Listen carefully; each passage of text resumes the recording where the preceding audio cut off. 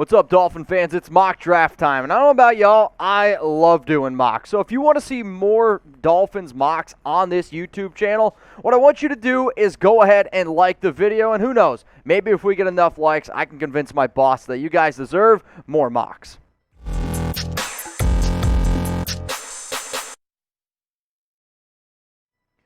I got a full 7-round Dolphins mock draft featuring all 8 picks, and this is happening before NFL free agency, so there's a chance that you guys actually might get a new one. So what you currently have right now, the team needs for this Dolphins team: offensive tackle, interior offensive line, so offensive guard, center, running back, wide receiver, linebacker, and quarterback. 8 total picks, and the first pick is at 29. Then you got 50, 101, 119, and 123 in round 4. 157 in round 5. Pick 198 in round 6. And then pick 222 in round 7. Now, to make sure you guys never miss any Miami Dolphins rumors, to make sure you never miss anything going on with free agency, because that will impact how the Dolphins do end up drafting, I need you to subscribe, and I need you to turn on those notifications. So the mock draft that you guys see is actually one that I did on a simulator, so I only picked for the Dolphins. The other picks that came in were computer generated. Now, all I'm going to do here is I'm going to run quickly through the top 28 picks because, well, if I sat here and I would talk to you about every single pick, I mean, this would be a 1-hour show. So what you guys care about, I know, is what players end up going. So what I really need you to do is concentrate on which guys go over here. Garrett Wilson goes off the board at number 11. The Philadelphia Eagles, they have 3 picks from 15 to 19. I was really hoping that a top offensive tackle, that a top wide receiver will end up falling to me, and luckily, there were a few guys on the board that I got really excited about. So you can see here Jermaine Johnson, Trent McDuffie, Nakobe Dean, a linebacker that I like a lot, DeMarvin Leal, and then Jahan Dotson went off the board. So then after seeing all those picks, the Miami Dolphins were officially on the clock at number 29. If you were Mike McDaniel, if you're Chris Grier, who would you go with? I want you to go ahead and let me know down in the comments. And you know what? I'm actually going to make this the pinned comment on today's show. So before you get hit with that YouTube ad break, I want you to scroll on down and let me know who the Dolphins should have picked at 29. I went with the biggest need, and actually one of my favorite prospects in this year's draft for Miami, Trevor Penning, the offensive tackle out of Northern Iowa. The thing that I love when you get these smaller school guys, like, oh, I don't know how he's going to be able to do at the next level. Well, nobody really knows how they're going to do in the NFL, but he looked really good at the Senior Bowl, and the scheme fit that I could see him succeeding in is a power run scheme. Guess what? Mike McDaniel, he's going to want to try to pound the rock. Not only is he a good tackle, he's built more to be a right tackle. That's really important for Miami. If you can find somebody that can protect Tua's blind side, I'm all in on it. I actually thought Penning was going to go a lot higher, and he kept falling in the simulator. I'm sitting there, I'm like, here we go, baby. Let's get this thing going. But an 85.5 PFF pass grade, a 74.6 run grade, I was really excited to get the 6'7", 320-pounder from Northern Iowa. So now, y'all, let's go back to school. I want you to grade me, and always be honest. And if there was another player that you would have taken at 29, here's your opportunity. Let me know. I want you to grade, though, the pick of Trevor Penning at 29, A, B, C, D, or F. Obviously, since I took him, I'm going to give it an A, but I want to know from y'all. Let's go now in round 2, pick number 50. I went with a wide receiver that I'm really starting to like a lot more and more. It's David Bell from Purdue. I believe that he's built to be an outside receiver who can also win down the field, and if he needs to win inside, he can do it. I always look for receivers who are polished route runners, because a lot of times those guys, it's easier for them to get on the field right away.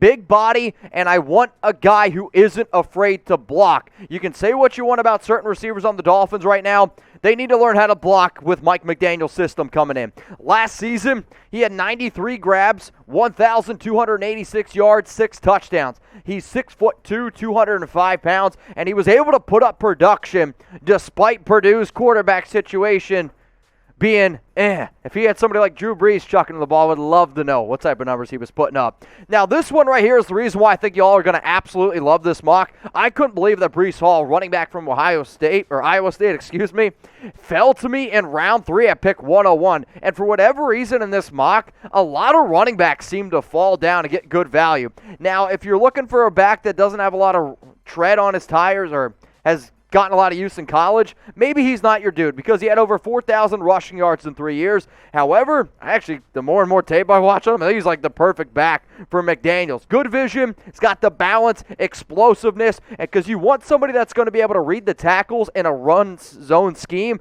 and then as soon as that hole's there, bang, hit it and get up the field. That's what Hall does. Now, I don't know if he's going to be somebody who can be a true bell cow back, but I don't need a bell cow back in McDaniel's system. He's 6'1", 220 pounds. He's somebody that you can go out and probably give 10, 12, 13 carries to right off the jump. I mean, last season, he had almost 1,500 yards, 20 touchdowns, 253 carries. If you can come away with an offseason with Breece Hall, Myles Gaskin, Duke Johnson, and then you go out maybe get somebody like, I don't know, Raheem Mostert, I'm going to feel really confident about that Dolphins running back group. Now, if you guys are looking for some awesome gear, we still got Dolphins gear on sale, and it's not just going to be the gear that you see to the right, because I know this video is going to get a lot of clicks, weeks, sometimes even months later after I push it out. It might not be the stuff that you see here, but if you go to chatsports.com/Dolphins sale, I promise you we will have hundreds of Dolphins items, whether it's t-shirts, long sleeves,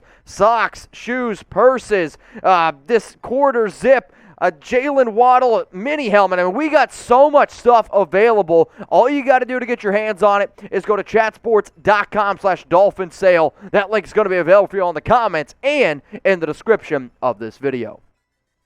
The next player coming up here is a dude that, if you don't know who Troy Andersen is, you're going to learn about him very quickly because the amount of hype that this young man's going to get is it's pretty spectacular. He's a linebacker from Montana State, and that's where he would go for this Dolphins defense. However, you want versatility, that's exactly what he is. He played quarterback, running back, and linebacker at Montana State. He's smart. He's got that sideline-to-sideline range that you crave in a linebacker. He's 6'4", 235 pounds, and the dude had 150 tackles last season in 15 games. He was averaging 10 tackles a game. I am curious to see how he adjusts at the next level, but I am a big believer when you have a leader on defense who's that athletic that you put him in all those situations, and if you're always around the football, those are good quality traits. And for Miami Dolphins defense, that I don't know how much they're going to mix it up, but I do know they go with a lot of different looks with Josh Boyer. Troy Andersen can be that guy that can give you a little bit more of a bigger Swiss Army knife. Let's go now to the next pick, a few after in round 4, pick 123. I'm going to go Cole Strange, offensive guard from Chattanooga. Why am I going with Cole Strange? Well, I love the pick of Trevor Penning at right tackle. So what I tried to do is find another lineman who I believe that you could use on the interior. He started 44 games at his time at Chattanooga, 41 at left guard, 2 at left tackle, 1 at center. He is a mean run blocker. Now, sure, he needs to get a little bit more polish in the passing game. This is not somebody who I expect to start for the Dolphins in year 1. But with the right coaching, he can be somebody to rely on because he is built to be an offensive guard in a zone running scheme. He is 6'6", 300 pounds, still has a little bit more body to, I guess more range to put some more muscle there. He's 23 and a half years old. Be patient with him, and if the right coaching can come in there and work with him, Cole Strange could be one of these sneaky guys that you're like, you know what? We got one of the better offensive guards in round 4. So now here's your opportunity, all you tell me. Who is your favorite late-round prospect? And I'm going to say, when I think of late-round prospects, I think of day 3 picks, or rounds 5, round 6, round 7. Who is a player that you love in the late round? For me in this draft, I ended up taking him in round 7 of this mock draft. Let's go to pick number 157, round 5. I'm going to go with offensive tackle from Southern Utah, Braxton Jones. This dude's a lot more built to be a left tackle in the NFL. It's okay. I already got Trevor Penning, who I believe can play on the right side. He needs to add some height, or needs to add some weight and strength. Why? He's 6'7", and if you look at his body, he's got long arms, and he's got a skinny frame. If I'm an NFL offensive line strength and conditioning coach or offensive line in either of them, I'm like, I could put some muscle, I can put some weight on this kid, and then look out. Why? He's got a good football IQ. You can see his footwork is already there, and when blitzes come, he's ready to pick them up. So he's not ready to start at left tackle. Let me make that very clear. But if you believe you have a good offensive line coach, and you believe that you have the right coaching staff that can groom somebody, Braxton Jones is definitely a name to keep in mind. Now, the later and later you go on, you can't always pick all these guys that are going to be slam dunks, right? That's what Josh Ross is, linebacker from Michigan. I think he's a good player. And at this point in the draft, I'm looking for guys who I believe that could be good special teamers. Now, is he built to be in a more of a 3-4 type of scheme? Yeah, I think so. A natural leader at Michigan. He was the team captain, a junior and a senior. He's a hard worker. And I don't know if he's ever going to be a dude that you can throw out there and play linebacker in the NFL, but I know there's going to be a lot of teams that look at Josh Ross like, all right, hardworking, he's going to be a gym rat, and he can tackle. That sounds like a solid special teams player to me. A little bit undersized to be a linebacker at the next level, but to be a gunner or to get somebody up and down on punt returns, kick returns, that's why I went ahead and took Josh Ross in round 6. Let's now go to one of my favorite late rounds picks, and I actually do not think Trey Turner is going to be available in round 7, to be honest. I don't even know if he's going to be available in day 3 because the hype around him is going to continue to grow and grow. He is a solid route runner with really good acceleration. And one of my favorite traits about him, his ability to locate the ball in the air is spectacular. He's 6'2", 187 pounds. The receiver that he's starting to remind me a lot more of is Josh Reynolds. And if you don't know who Josh Reynolds is, he was the guy that bounced around on a few different teams. He was on the Rams last season. Then he ended up getting released. I believe he ended up going to the Detroit Lions. But last season, in a really hard quarterback group to deal with at Virginia Tech, he had 40 catches, 675 yards, 3 touchdowns. I don't want you to look at his numbers. I want you to look at the athletic player that he is, and this is a dude who I believe could go actually in round 4. So let's round out this Miami Dolphins mock draft, my 1.0 edition, if you will. I ended up going with Trevor Penning at offensive tackle from the University of Northern Iowa.